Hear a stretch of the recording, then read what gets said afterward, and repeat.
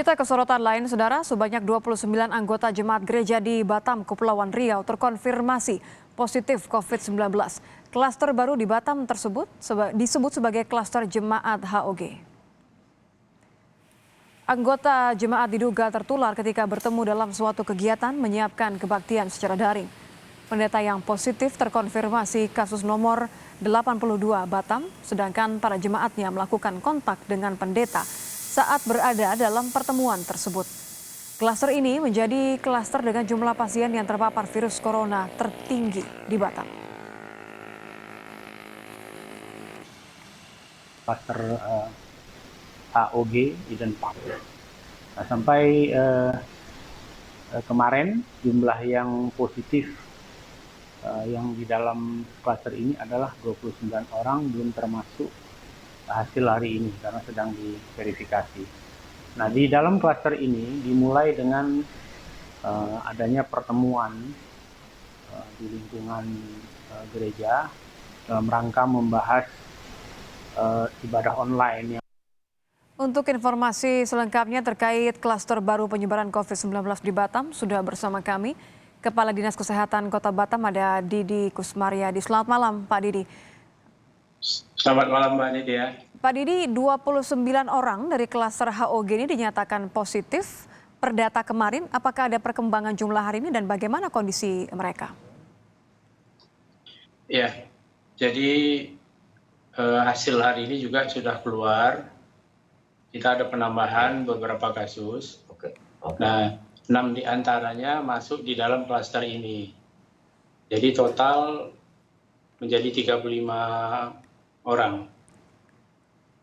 Nah, kalau kita lihat kondisinya, semuanya itu dalam kondisi tanpa gejala atau OTG.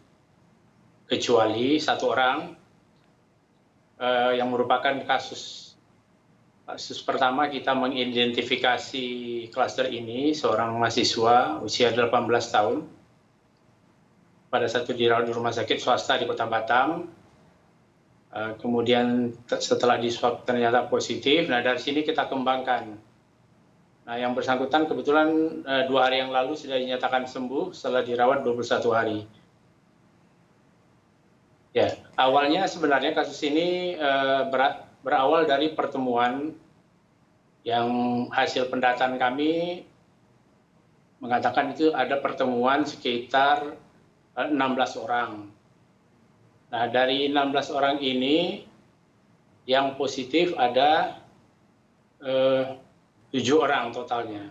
Dari 7 orang inilah lalu menyebar ke keluarganya dan lain-lain, sehingga total didapatkan 35 kasus sampai hari ini. Pak Didi, kalau Anda sebut tadi sudah 35 orang yang positif per hari ini, apakah mereka semua sudah dirawat di rumah sakit atau masih ada upaya tracing lain? Ya, karena ada penambahan kasus baru, kita terus melakukan tracing lagi. Nah, seluruh kasus-kasus ini sudah dirawat di berbagai rumah sakit yang ada di Kota Batam. Sebagian besar kita rujuk ke rumah sakit khusus infeksi di Galang.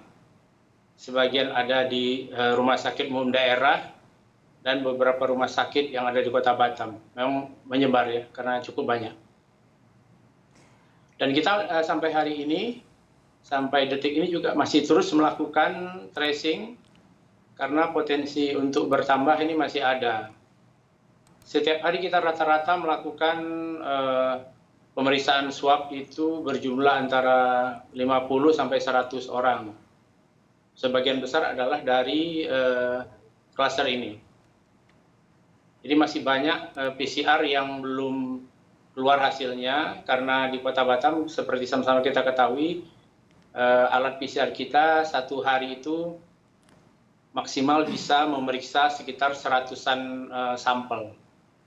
Saat ini sedang antri untuk diproses sekitar 300-an sampel lagi. Oke, Pak Didi, kalau Anda menyebut masih melakukan tracing, tapi sebenarnya ada jumlah tertentu, ada target berapa banyak sebenarnya yang diharapkan dari hasil PCR ini?